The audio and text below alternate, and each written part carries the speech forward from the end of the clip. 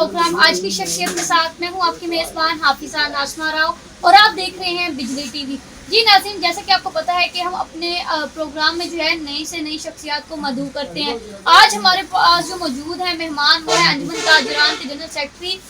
उनसे बात करते हैं मियां सलीम साहब से कि उन्होंने अपनी ताजर लाइन में कैसे आए, ये बिज़नेस को वो कैसे देखते हैं और आने वाले जो यंगस्टर हैं जो अपना बिज़नेस करना चाहते हैं उनको वो क्या रेकमेंड करेंगे। जी अस्सलाम वालेकुम। सर कैसे हैं आप? अच्छा सर, आप मुझे ये बताएं, देखा जाए तो मौजूदा हुकूमत की जानिब से बहुत जो है ताजरों को मुश्किलात का सामना करना पड़ रहा है, तो इस हवाले से आप कैसे देखते हैं? देखिए जी, अगर देखा जाए तो ताजरों के मसाइल कुछ ज़्यादा नहीं, लेकिन जितने हैं वो बहुत अहम हैं। पिछली हुकूमत में ताजरों के ऊपर एक शब खून मारा गया विद होल्डिंग टैक्स की शक्ल में।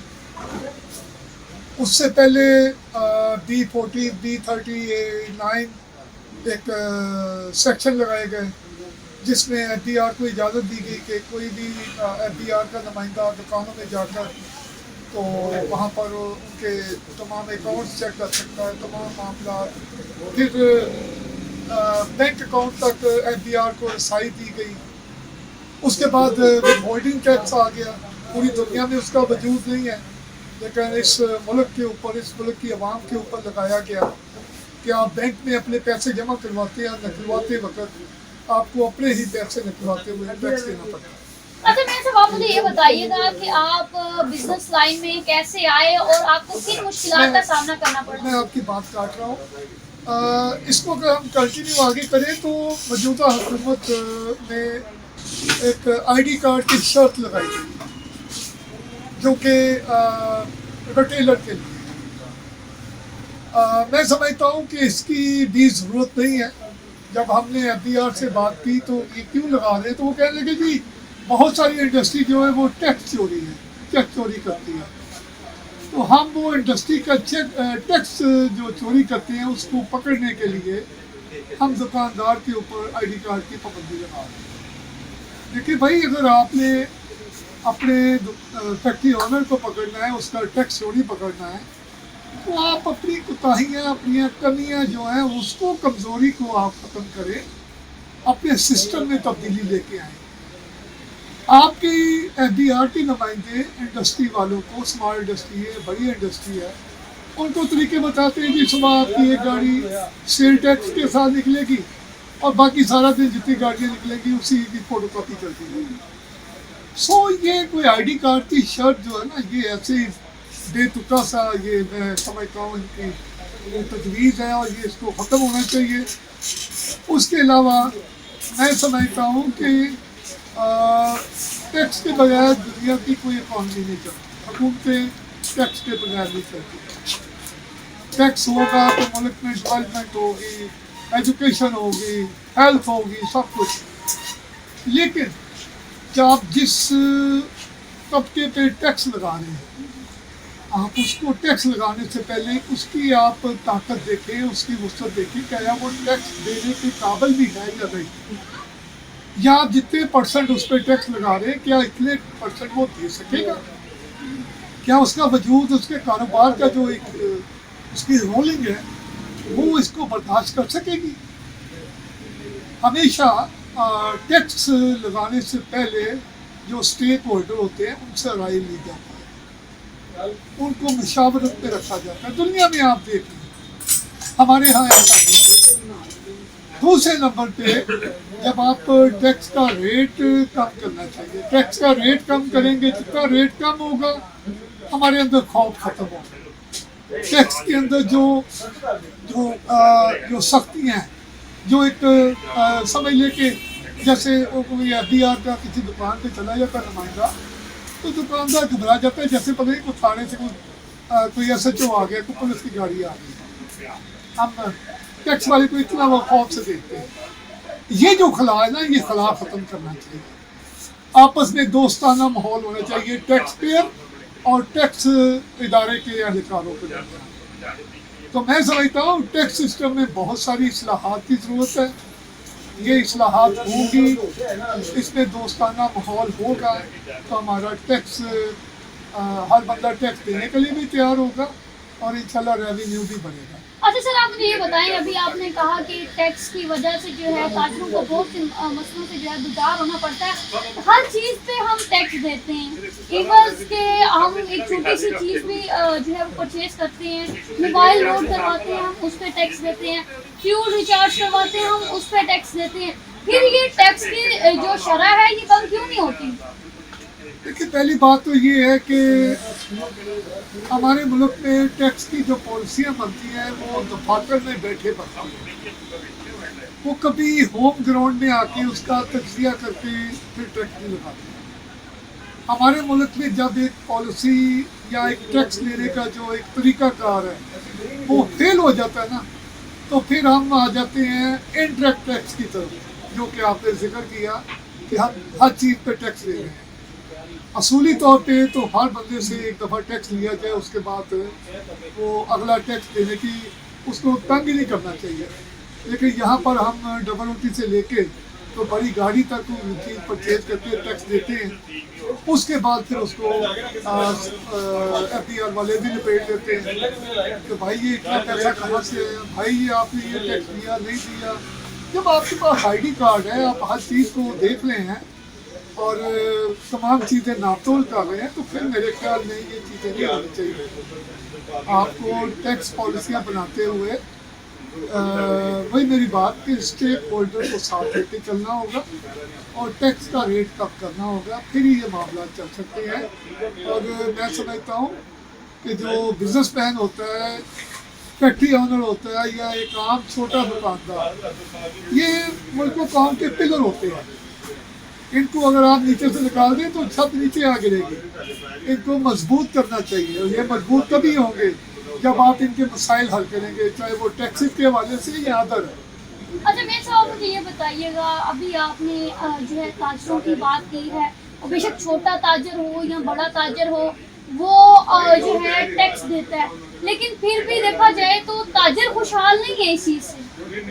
देखिए, उसकी वजूहात बहुत सारी हैं। पाकिस्तान में एक तो कारोबारी जो हमारे यहाँ तरीक़ाकार है वो बड़ा मुख्तलिफ है दूसरे मुल्कों में। हमारे यहाँ दुकानदार बेचारा, छोटा दुकानदार, पिसा हुआ दुकानदार, उसके पास अपनी जो जमा पूंजी होती है वो बहुत कम होती है। वो किसी के पैसे पे काम कर रहा होता है, रोज़ाना की बुनियाद पे माल मंगवा रहा है, रोज़ाना की बुनियाद पे पेमेंट कर रहा है, जो उसके पास इकट्ठा होता है वो पे करके आगे माल मंगवा लेता है।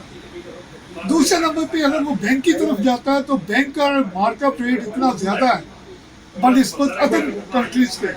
दूसरे ममालिक में चले जाएँ, वो अमेरिका में चले जाएँ, वहाँ पर 1% है मार्कअप रेट। आप UK चले जाएँ, इस वक्त 0 हुआ है। आप यूरोपियन अदर ममालिक चले जाएँ, वहाँ पर भी 1.5 से 2% है रेट। हमारे इंडिया में चले जाएँ 4.5% रेट है, हमारा 7-8% है। जब आप इसको कैलकुलेशन करते हैं 10 से ऊपर चला जाता है। हमारे यहाँ बैंकिंग निज़ाम बहुत सख्त है। यहाँ पर बड़ा बंदा कर्जा ले ले और वो कर्जे मार भी जाता है, वो पैसे मार भी जाता है, खा जाता है, और वो खरबों पैसे अब तक पाकिस्तान के जो है वो इस गहरे समंदर में जा चुके हैं, जो वापस नहीं आए। और जो गरीब दुकानदार है बेचारे, जिसके मसाइल हैं, जो हर 12, 13, 14, 15 घंटे अपनी सीट पे बैठ के कारोबार करके सारा दिन अपने बच्चों का पेट पालता है, और वो भागता भी नहीं है। वो कर्जा लेता है तो वो वापस भी करने की उसकी नीयत होती है, लेकिन उसको मसाइल ही इतने कि इतनी गारंटियाँ, इतना मार्कअप रेट, और इतने उसको मतलब सख्त वो शराइत बताई जाती है कि बेचारे उसकी वो इतनी पहुँच ही नहीं होती कि वो बैंक से कर्जा लेके अपने बिजनेस को, अपने कारोबार को वसअत दे सके। तो मैं गवर्नमेंट से कहूँगा कि छोटे दुकानदार के लिए बगैर सूद के और इंतहाई कम रेट पे, मार्कअप पे, इंतहाई आसान शराइत पे कर्जे दिए जाए, ताकि छोटा दुकानदार अपने मसाइल हल कर सके, अपने सिस्टम को वसअत दे सके। अच्छा सर, आप मुझे ये बताइएगा कि जो यंगस्टर बिजनेस की तरफ आना चाह रहे हैं, कि आपका एक एक्सपीरियंस रह चुका है बिजनेस कम्युनिटी में, आप उनको क्या रेकमेंड करेंगे? जी, ये मैं समझता हूँ कि पाकिस्तान वो मुल्क है, यहाँ पर आप एक छापड़ी से लेके एक बड़ा बिजनेस तक आप करती हैं, तो यहाँ पर इसके बहुत हौसला अफजा नताइज हैं। हमारे यहाँ बच्चे आजकल माशाल्लाह तालीम में बहुत आगे हैं। IT का शोबा हमारे मुल्क में इतना फूल फल रहा है कि IT के शोबे में बहुत सारी ऐसी वैरायटी है जिसमें ये बच्चे अपना किरदार अदा करके अपना बिजनेस जो है रोल कर सकते हैं। अगर आप बिजनेस की तरफ आते हैं तो जैसे हुकूमत पाकिस्तान ने पिछले 4 माह पहले एक कंस्ट्रक्शन के शोबे को एक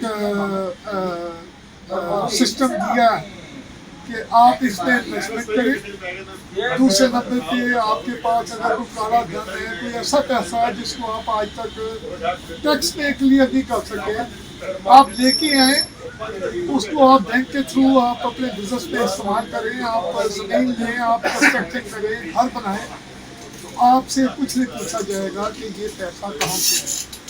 मैं समझता हूँ कंस्ट्रक्शन के शोबा ऐसा शोबा है, इसमें जो भी नया आएगा वो इसमें एक तो फौरी तौर पे उसको रिजल्ट मिलेगा। तो छोटे छोटे घर बना के आप जब सेल करते हैं, छोटा घर एक तो जल्दी तैयार हो जाता है, फिर उसमें उसकी सेल भी जल्दी हो जाती है। बड़ा घर जो है वो टाइम ले जाता है।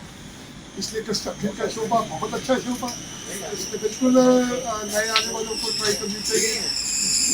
सर, आप कहते हैं कि प्रॉपर्टी का जो बिजनेस है वो बहुत अच्छा बिजनेस है, इसमें सेल परचेजिंग जो है वो अच्छी हो जाती है और अर्निंग भी ज़्यादा होती है। तो क्या लगता है कि अगर देखा जाए, जहाँ पर आगे आपने टैक्स की बात की, तो प्रॉपर्टी के ऊपर भी बहुत ज़्यादा टैक्स लग चुकी है, जिससे गरीब बंदा अपनी छत बनाने का सोच भी नहीं सकता। इस हवाले से आप क्या कहेंगे? देखिए, टैक्सेस तो कोई नए नहीं लगे, बल्कि मौजूदा हुकूमत ने टैक्सेस कम किए कंस्ट्रक्शन के शोबे पे, और प्रॉपर्टी के शोबे पे काफ़ी टैक्सेस की कमी की है, काफ़ी में छूट की है, काफ़ी में नरमी की है। अब जहाँ तक बात रही महंगाई की, तो महंगाई तो हर दौर में हुई है। कुछ महंगाई होती है जो हालात पैदा करते हैं, कुछ महंगाई है जो हमारे यहाँ एक तबका वो सीमेंट में दिहाड़ी लगाने वाला, एक तबका वो लोहे में दिहाड़ी लगाने वाला सरिया महंगा कर दिया, कुछ तबके हैं वो अदर मटेरियल में उसमें शॉर्टेज पैदा करके तो महंगाई पैदा करती है। ये महंगाई जो है ना, ये कोई एक इसका व्यू नहीं है, इसके कई व्यू है। तो ये वक्त के साथ चलती है, नीचे भी आती है, ऊपर भी जाती है, वक्त के साथ अभी रहता है। अच्छा सर, आप मुझे ये बताइएगा, मेरा आपसे आखिरी सवाल है कि आप बिजनेस लाइन में कैसे आए, और बिजनेस लाइन में आते ही आपको किन मुश्किलात का सामना करना पड़ा? और मैं बड़ा पीछे ले गए, मैं साथी तौर पे बिजनेस पे आया। मेरे बड़े भाई वो बिजनेस चला रहे थे, तो उनकी अचानक बिजनेस चेंज करने से मुझे इस बिजनेस पे आना पड़ा कंस्ट्रक्शन के शोबे पे। और हालांकि मैं बाहर जा रहा था, जापान जा रहा था, मेरे दोस्त वहाँ पर मुझे बुला रहे थे, लेकिन हादसाती तौर पे मुझे अपने इस बिजनेस को स्टैंड देने के लिए अपना सब कुछ छोड़ के इसमें आना पड़ा। और मेरा ये तजुर्बा बहुत कामयाब रहा, बड़ा इंटरेस्टेड ये तजुर्बा रहा। और मैं समझता हूँ कि अगर आपके पास अच्छी इन्वेस्टमेंट है तो आपको कंस्ट्रक्शन के शोबे में आना चाहिए, क्योंकि इससे मुल्क की 40 से 50% इंडस्ट्री इसमें इन्वॉल्व होती है। इसमें लेबर से लेके तो रॉ मटेरियल तक 50-60% जो मुल्क की इंडस्ट्री है वो इसमें इन्वॉल्वमेंट होती है, और पैसा मार्केट में रोलिंग करता है, हर शोबे तक जाता है। तो मैं समझता हूँ इससे मुल्क की तरक्की भी होगी और कारोबार भी बेहतर होंगे और बेरोजगारी भी ख़त्म करने का मौका मिलेगा। तो मेरा ये तजुर्बा बड़ा कामयाब रहा है। जी, यहाँ पर इनका ये कहना है कि बिजनेस लाइन जो है वो बहुत अच्छी लाइन है, और जो यंगस्टर जो बाहर के ममालिक में जाते हैं, बल्कि कि उनको अपने ही मुल्क में रह के बिजनेस करना चाहिए, ताकि जो है वो अपने मुल्क और कौम का जो है नाम रोशन कर सकें। इसी के साथ दीजिए अपनी मेज़बान को इजाज़त, मिलेंगे मज़ीद एक नए मेहमान के साथ, तब तक के लिए खुदा हाफिज़।